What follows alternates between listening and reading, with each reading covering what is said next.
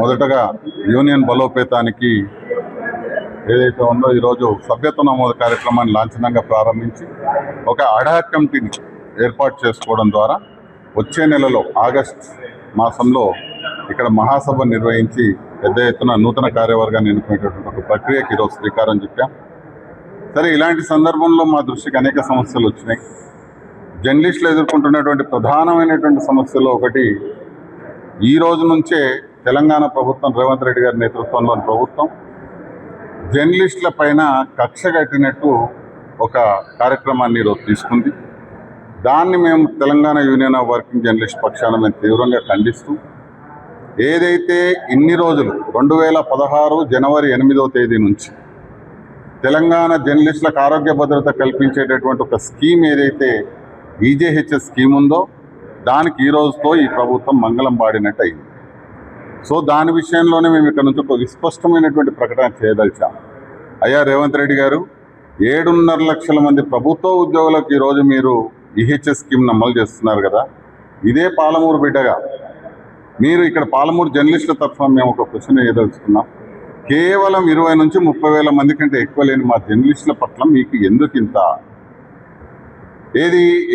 కోపం అని చెప్పి నేను డైరెక్ట్ అడుగుతా ఉన్నా. ఎందుకంటే 7.5 లక్షల మంది ఉద్యోగులకు ఇవ్వడం ద్వారా 25 లక్షల మంది వాళ్ళ కుటుంబ సభ్యులకు ప్రయోజనం కలిగేటటువంటి ఒక గొప్ప పథకాన్ని నువ్వు ఈరోజు ప్రవేశపెట్టి అమలు చేస్తున్నావు. ఈ రోజు నుంచే కేవలం 25 నుంచి 30 వేల మంది ఉండే జర్నలిస్టులు, మా అంటే వాళ్ళ కుటుంబ సభ్యులంతా కలిసి 2 లక్షలు. ఈ 2 లక్షల మంది మీకు భారం అయినరా అని అడుగుతున్నాను రేవంత్ రెడ్డి గారు. మీరు తప్పనిసరిగా వెంటనే జర్నలిస్ట్ హెల్త్ స్కీమ్ను పునరుద్ధరించాలని ఈ వేదిక ద్వారా ఇదే పాలమూరు గడ్డపై నుంచి మేము డిమాండ్ చేస్తూ ఉన్నాం. మీరు అక్రిడేషన్లో ఏదే సమాచార శాఖ మంత్రి పొంగులేటి శ్రీనివాసరెడ్డి గారిని ఇంతకుముందు మేము కలిసినటువంటి సందర్భంలో అక్రిడేషన్ కార్డుల ప్రక్రియ పూర్తయిన తర్వాత ఈ స్కీమ్ని ఇంప్లిమెంట్ చేస్తారని చెప్పినారు. దానిపై ఉన్న గౌరవంతో ఒక 4 రోజుల వరకు వెయిట్ చేస్తాం.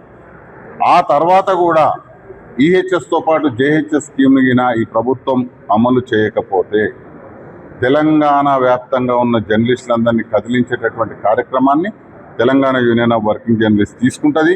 తప్పనిసరిగా సెక్రటరియట్ ముట్టడికి పిలుపునిస్తాం. దశల వారీగా అవసరమైతే పోరాటాన్ని చేస్తాం.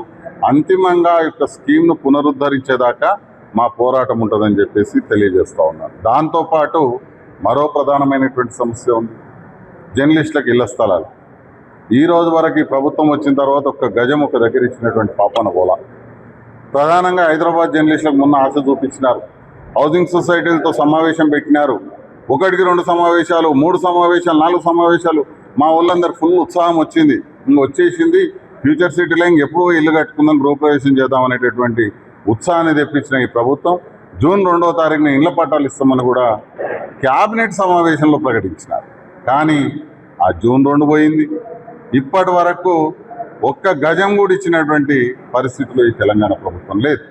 మేము ఒకటే డిమాండ్ చేస్తూ ఉన్నాం, హైదరాబాద్లో ఉన్న జర్నలిస్టులకు 500 ఎకరాలు ఫ్యూచర్ సిటీలో కేటాయించాల్సిందే. ఖమ్మంలో ఉన్న జర్నలిస్టులకు ఇంతకుముందు ఉన్న జీవో ప్రకారం 25 ఎకరాలు ఇవ్వాల్సిందే. వరంగల్లో ఏదైతే వర్ధన్నపేటలో ఇస్తున్నారో ఆ స్థలాలను కూడా వెంటనే ఇవ్వాల్సిందే. అదే రకంగా ఇట్లా చాలా చోట్ల పెండింగ్లో ఉన్నాయి జీవోలు ఇచ్చి. ఎక్కడెక్కడైతే నియోజకవర్గాల్లో రాలేదో వాళ్ళందరికీ కూడా కనీసం బీపీఎల్ కిందనన్నా బిలో పావర్టీ లైన్. ఎందుకంటే మా జర్నలిస్టులమే ఆసాములు గారు, జర్నలిస్టులకు జీతాలు రావు, అన్ని విషయాలు మీకు తెలుసు. ఎందుకంటే మీరు కింది స్థాయి నుంచి వచ్చినటువంటి ముఖ్యమంత్రిని మీరే పదే చెప్తుంటారు కదా. మేము ఒకటే అడుగుతా ఉన్నాం, జర్నలిస్టుల స్థితిగతులు, వాళ్ళ యొక్క జీవన స్థితిగతులు దగ్గరుండి చూసిన వ్యక్తిగా మేము మిమ్మల్ని ఒకటే కోరుతూ ఉన్నాం. తప్పనిసరిగా జర్నలిస్టులకు కనీసము ఇన్నేళ్ళు ఈ వృత్తిని నమ్ముకొని జీవించినందుకు అన్ని నియోజకవర్గ స్థాయిల్లో ఉన్న పార్ట్ టైం జర్నలిస్టులు ఎంతోమంది లేరు. 20,000కు పైగా కుటుంబాలే ఉంటాయి. ఆ 20,000 మంది జర్నలిస్టులకు కూడా వెంటనే ఈ కాంగ్రెస్ ప్రభుత్వం ఆ రోజు మేనిఫెస్టోలో పెట్టిన విధంగానే మేము గొంతమ్మ కోరిక కోరటంలా ఖచ్చితంగా మీరు చెప్పినారు, ఆ చెప్పిన దాన్ని ఇంప్లిమెంట్ చేయమని అడుగుతున్నాం. కాబట్టి దానిపైన కూడా ఈ ప్రభుత్వం స్పందించాలని, దాని విషయంలో కూడా స్పందించకపోతే ఒక పోరాట స్ఫూర్తి కలిగినటువంటి సంఘంగా, తెలంగాణ జర్నలిస్ట్ ఫోరంగా ఆ రోజు 13 ఏళ్ళు ఉద్యమం చేసిన సంఘంగా, ఈరోజు 12 ఏళ్ల పాటు తెలంగాణ జర్నలిస్టుల సంక్షేమపైన సమస్యలపైన పోరాడుతున్నటువంటి సంఘంగా Telangana union of working journalist సంఘం అల్లం నారాయణ గారి నేతృత్వంలో తప్పనిసరిగా ముందుకెళ్తుంది. ఉద్యమ పతాన ఈరోజు మేము ముందుకెళ్ళడం అనేది మాకు కొత్త ఏం కాదు. తప్పనిసరిగా రోడ్ల మీద కూర్చోవడం తెలుసు, అన్ని రకాలైనటువంటి ప్రయత్నాలు చేయడం తెలుసు. కాబట్టి మా యొక్క మార్గం మాకుంది.